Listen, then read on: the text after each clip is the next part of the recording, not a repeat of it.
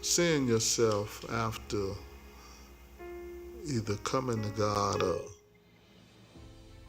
being saved and backslid or seeking God for change, you can begin to see yourself. One of the most hurtful things for me, one, seeking God and realizing how inadequate I was.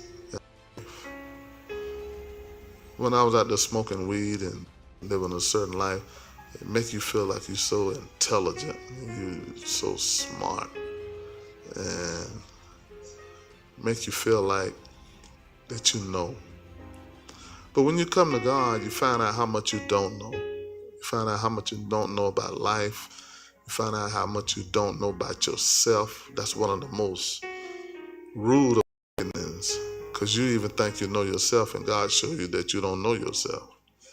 Anybody know what I'm talking about? So walking with God, coming to God, you're going to go through that stage. I was talking earlier about when you're growing up and you're at an age where you dream what you're going to be in the future. Then you're at an age where you fall in love and that'll interfere in what your dream was. Then reality starts settling in. Then you can start looking at your peers and seeing some of your peers are successful and having things in life. And then you begin to examine yourself and say, well, what's with me? So feeling inadequate and coming to God and growing and feeling unworthy. Feeling like either I made too many mistakes or my past too messed up. Inadequate, unworthy, but yet God still sent you. Tell somebody God sent you with your inadequate self. You know, when God loves a person, he already know everything about you. Matter of fact, he have to show you, one, that man don't live off of bread alone, but every word that proceeds from the mouth of God. And then he cannot help you in areas of your life that you don't see yourself. So he'll send a test to show you your problem. Anybody got them tests yet? I ain't talking about the test where you talking about God showed you them people, because he ain't even doing that through the test. He's showing you yourself. Do anybody here love the Lord? So in my search, what I was looking for scripturally was an inadequate person in the Bible and a person that loved God. That was my whole thing for the love of ministry. Why do we adjust to pain? Why do we adjust to failure? Why do we adjust to when turn on us and when you don't even have no confidence in your own flesh? Why do we adjust? There's a love. Apostle hit it last night. They'll guess they're going to heaven. They're going to heaven. It answered so many questions when I did.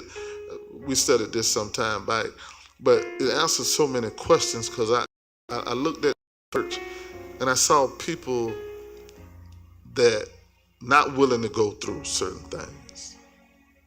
And I think the lie is told when somebody say you don't have the love. Yes, you do. It's just where have you pointed it?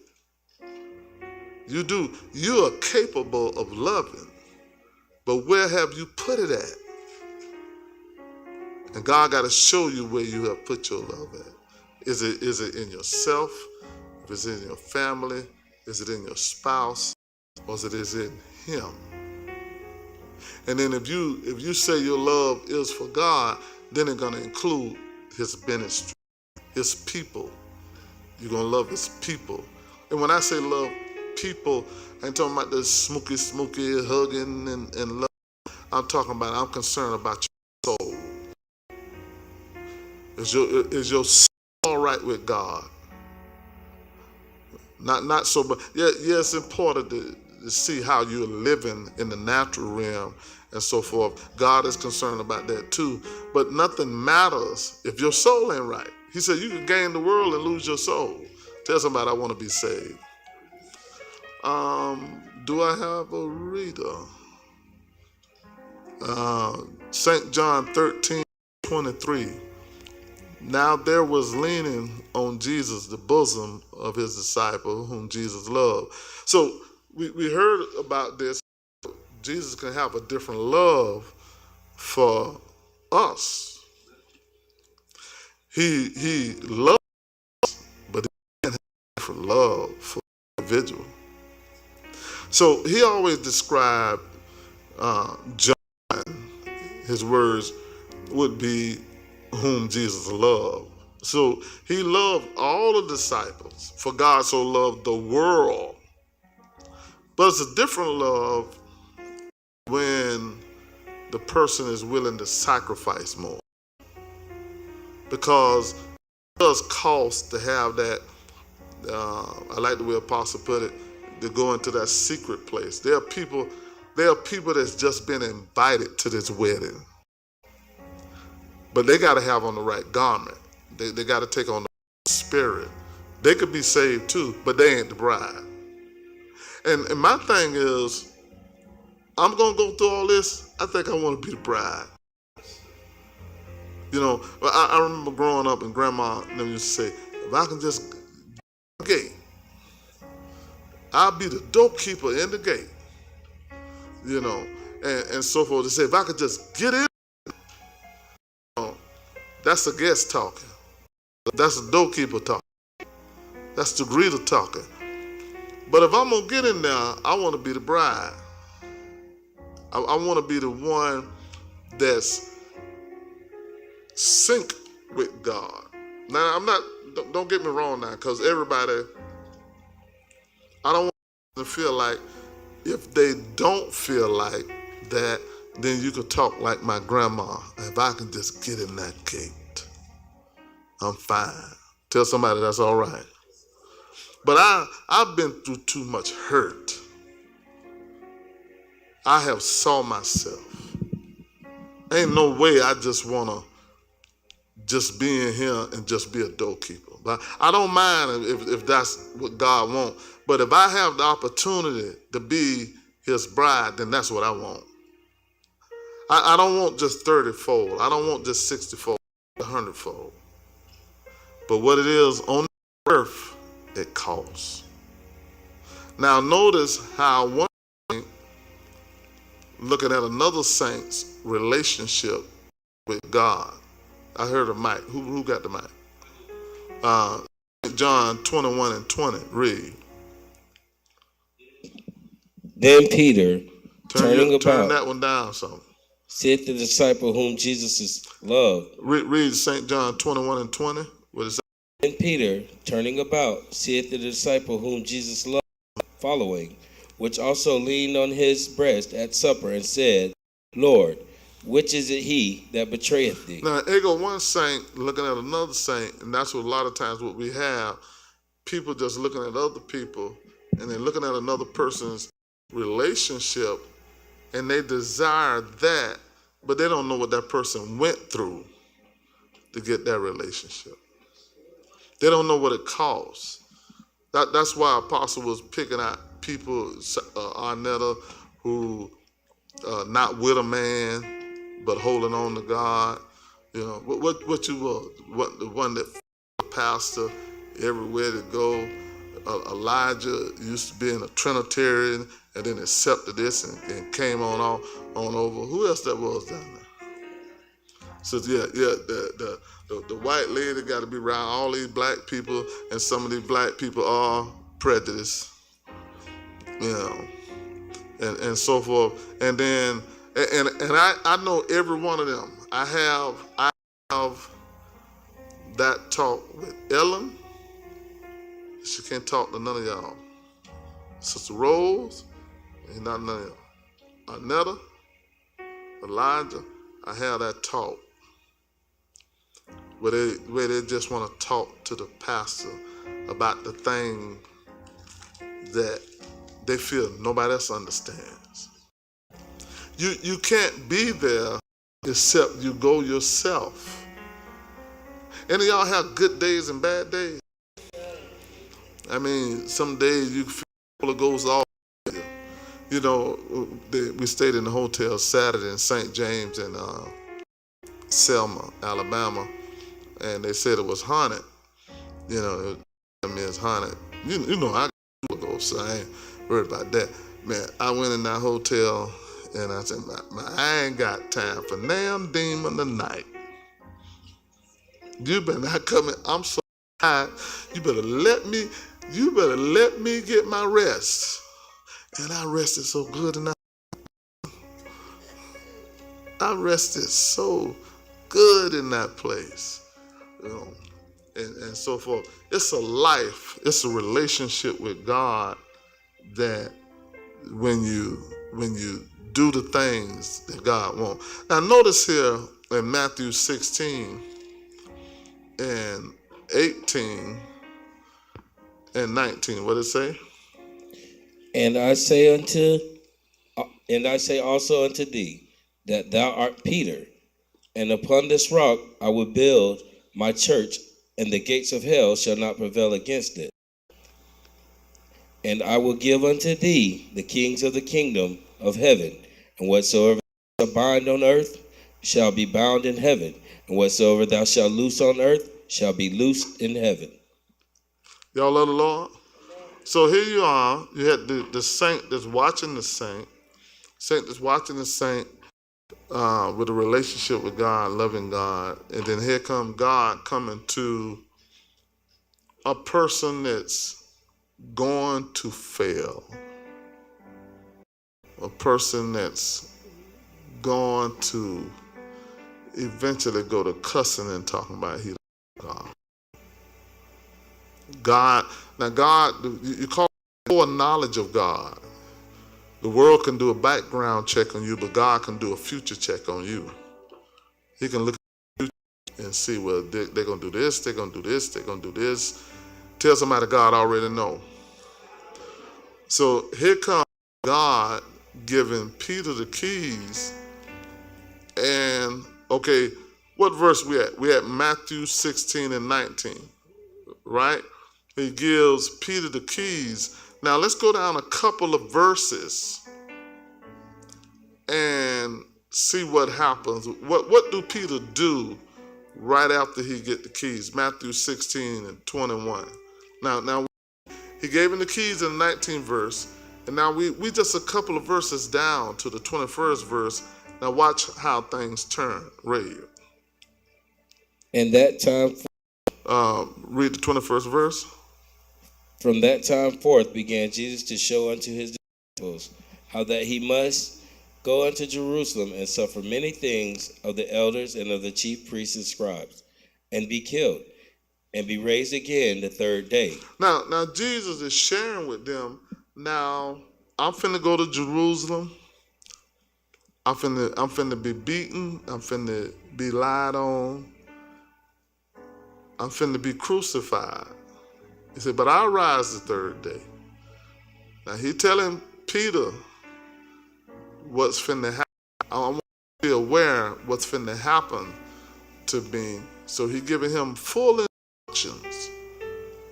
This is the reason why Jesus was born.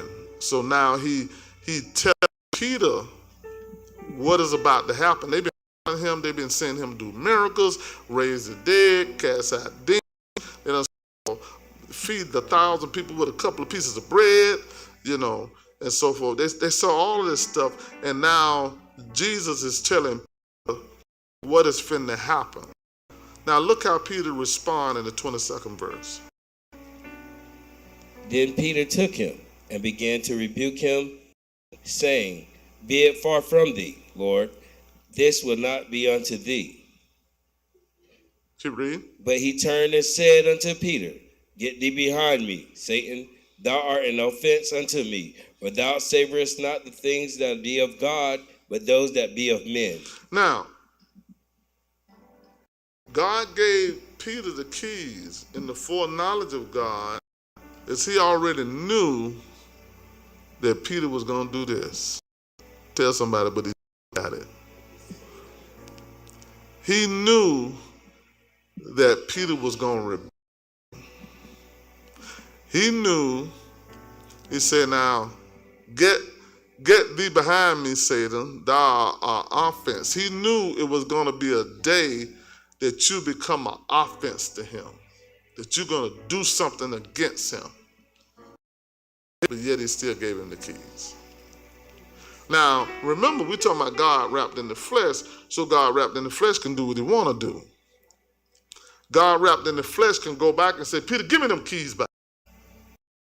You know, you just failed. You just messed up. Give it back to me. But he didn't do it. And what's happening now is people feeling weak in their flesh and they're struggling. And then when you feel you still got authority over yourself, you feel that this is the way I feel. You know, God, I don't deserve it, nor you deserve it. Don't none of us deserve it, but tell somebody I got it. God didn't choose you because you was perfect. He didn't look at you and look at your future and say, this person got it all together. This person is it. God already knew what you was going to do before you did it. He already knew it. But he wouldn't leave you alone. He still got plans. But when you feel that you haven't been bought with a price, he sacrificed himself, and when he sacrificed himself, he paid for you, the child. But when you feel like you got authority, I don't feel like I'm worthy. Don't none of us feel like we're worthy. Matter of fact, to be honest with you, the people that they are worthy, that's pride. That's somebody who think they supposed to be over everybody. When a person get to the place where I am, you being so how inadequate you are, I know any good come from me, any good gift come from me is God. So when people try to give you glory, you know to give it back to God. Why? Because I done been through enough. I done been through enough where I can't take none of his glory. And that's who God raised up. God don't raise up people, you know, because you get before some of y'all so hard until you get before people like you've been perfect. I'd have to break you down so you can have passion for the person that's struggling, because you're going through your own struggle. Somebody tell God, thank you. Thank you, Jesus. If you get up here and say, well, I done passed every test. All I did was just go to God and I passed every test. I ain't never get mad. I ain't never feel like cussing you out. I ain't never feel like leaving the church. And you ain't got that testimony. So when you see struggling, you're supposed to have compassion. When Spirit's talking to you about the saints and all this other stuff going on, and then you had to go and pray, had to talk to the pastor, you had to do all this other stuff. So when somebody go to talking about you, you don't supposed to be sitting right there. What they talking about me for? Same reason you was talking about somebody else.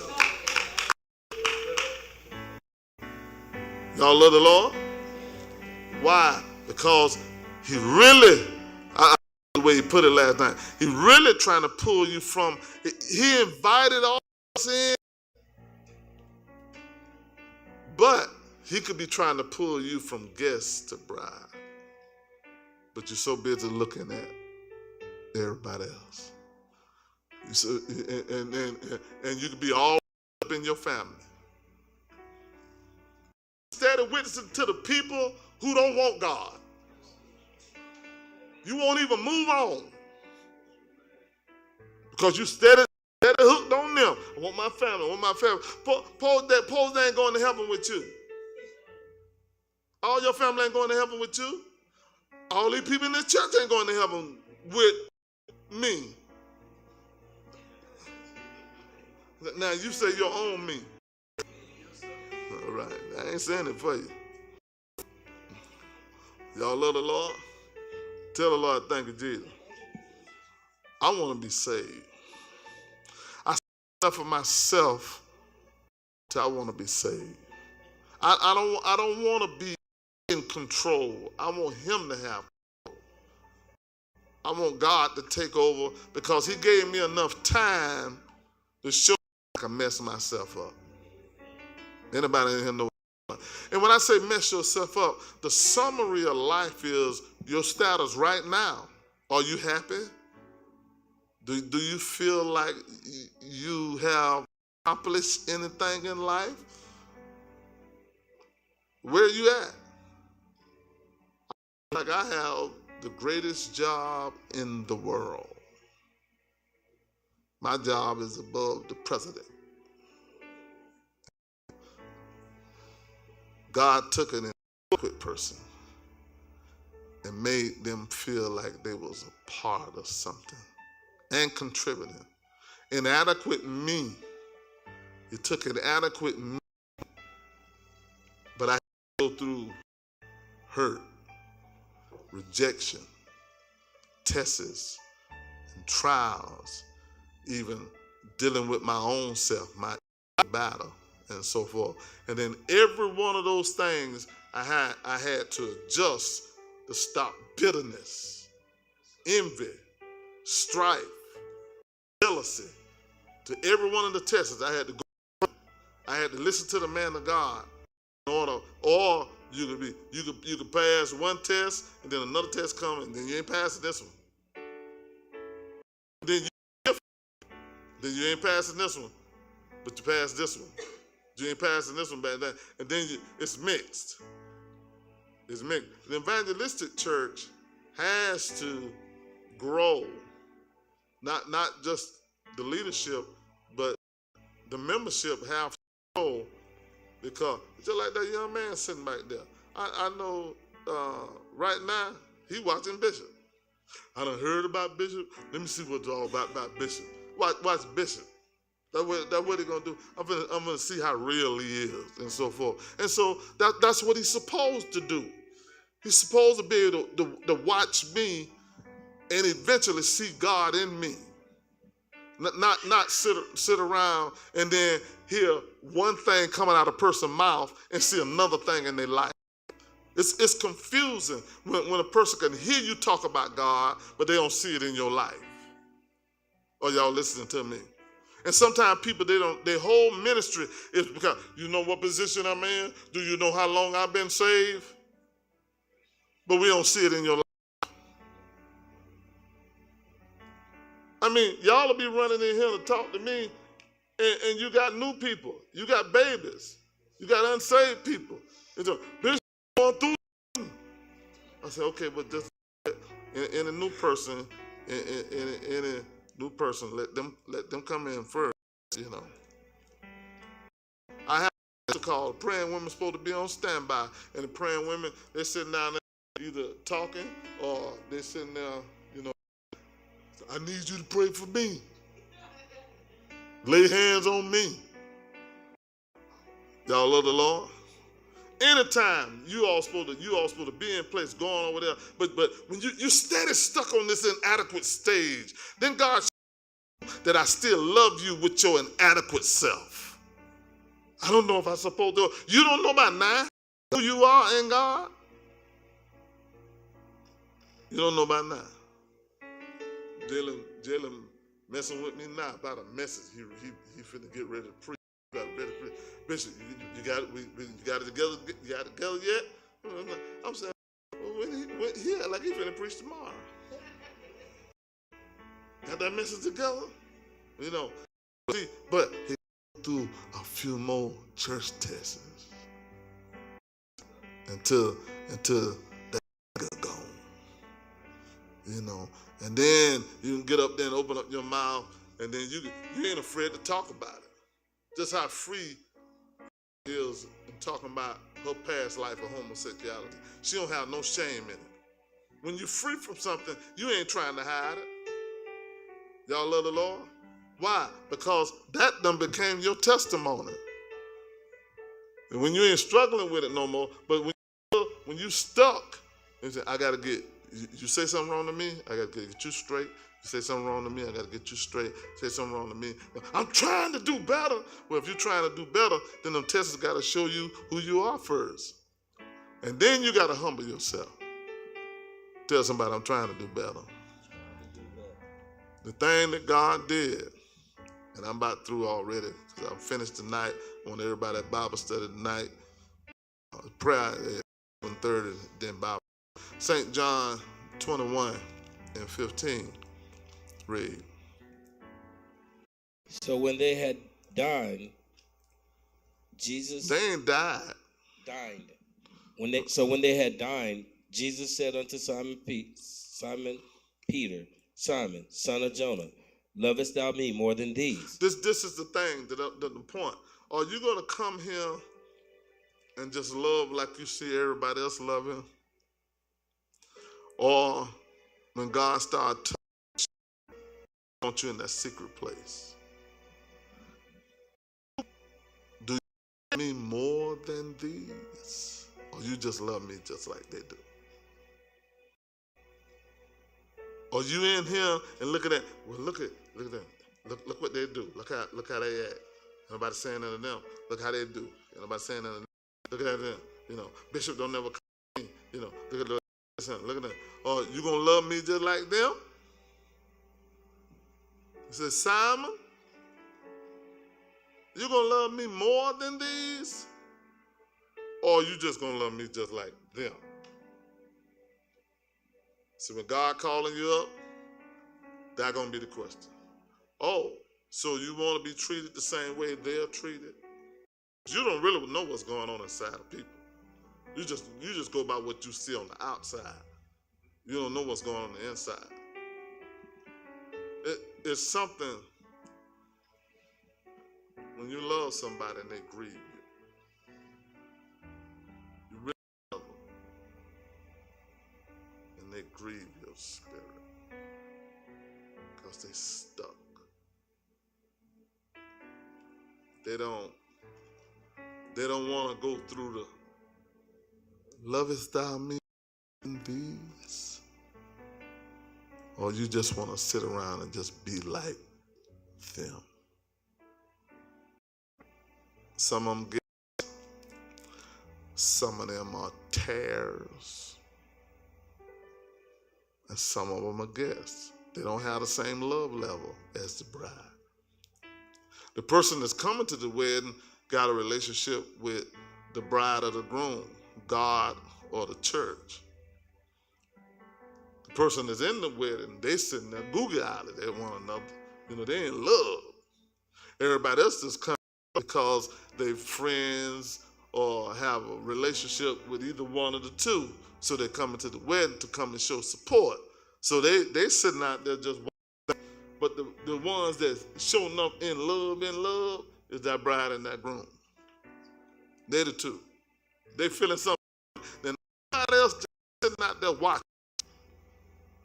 They feeling for one another is different. Or you gonna sit in here and be a spectator because you've been invited to this great invitation to being with God? Or you're gonna say, hey, I want you to be my bride. So that means your love gotta be more than these. Equal. And how you know that? Because God can allow you to go through so much hurt and pain and coming up in life. This didn't happen, this didn't happen, this didn't happen, this didn't happen. You know, I was so wounded till I didn't trust people. I'm just gonna be honest with you. I mean, I ain't how to trust nobody. I was scared to open up people, to show love. And you know, when you show love, you're vulnerable. You know, they can turn, they can talk about it, they can do it. So I had this shell, I closed the door. I'm gonna let nobody get close to me. You know, a turtle ain't got nothing but a hard shell. He can't run. He ain't got nothing to fight with. Now, I think if he got a lockjaw now. If he can bite you, he gonna lock. I don't know if it's true or not. I don't know if that's a doctrine of Nicolaitans. He hold on to you till the sun go down. I don't know. That what Grandma told me. I don't know if it's true or not. And so forth. But I remember when I was small, my auntie and them and my mom and them we used to eat turtle, and then they'd do something, bring a little piece of grass or something, that turtle stick that neck out. They hit that neck with that pitchfork and cut his neck out. Minnie, you know what I'm talking about? Yeah, Minnie and David know what I'm talking about. No. And then that thing will be moving and kicking after the head done been cut off for a long time till the sun go down. You know about that turtle too, and so forth. So it's a life that we live, and when you start putting yourself in the same category with everybody else, and then you start looking at the church, say, well, they ain't doing this, why I got to do this? Now God can be pulling you to another category. I want to see, do you love me more than these? I went through enough till if I didn't give Jesus a chance, I was going to be miserable the rest of the time, because life was not agreeing with me. I might not be talking to you. I might be just talking to myself. I mean, y'all had some wonderful, beautiful lives, and everybody loved everybody, and then you live happily ever after. I had that life. I started thinking, man, am I going to ever be? Matter of fact, it was not the drugs and to be honest with you, it was not the drugs and the lifestyle that really ran me to God. It was being miserable, unhappy. And y'all know what I'm doing? I was just unhappy. You can look at other people look like they're in love, and look at other people look like they're having some, and they're so in love and so forth. And y'all know what I'm talking about? People don't talk about some kind of stuff. Some of you something now, because you're going to be looking at other people like they got it all together. Look at all the other saints that they're doing those good. Gwen good. Gwen thinks she's a creature from the Black Lagoon or something. Thinks she's the worst thing in the world. And the thing about it is, she ain't got nothing. You ain't got no power. You don't even bother with nobody. Ain't nobody got time to be mad with you. I mean, you don't do nothing for nobody to do nothing. You beat your own self. Like, this person don't like me, this person don't like me. Man, you ain't all that. That's about like Shanice. Thinking everybody got something against them. Man, you ain't even the conversation of the day. Then nobody talk about you. Because why? Because you ain't did nothing. Y'all love the Lord? I just want to be saved. I just want to be saved. And that means that you might have to hurt me to make me get closer to God, then I'm going to tell him thank you. I ain't got time to be sitting around here getting mad with you, because God allowed, because I am trying to live right. And then you turn on me, Lord, I thank you. Thank you, because you can feel it. I'm going to say something to them. They got one more time. And you got to go in prayer for that one more time come. Lord, please keep me. Lord, don't let me say what I want to say. Lord, I know what I'm feeling. Lord, please don't let me do. Ooh, I feel it. Please don't let them come in 30 minutes from now. Let me get this prayer through first before I come. Because I don't know what I'm going to do. And that's that prayer where he'll just break you in prayer. You're just crying out. Just dealing with it. And then when that test comes, you ain't saying nothing. Lord, I thank you. Y'all love the Lord?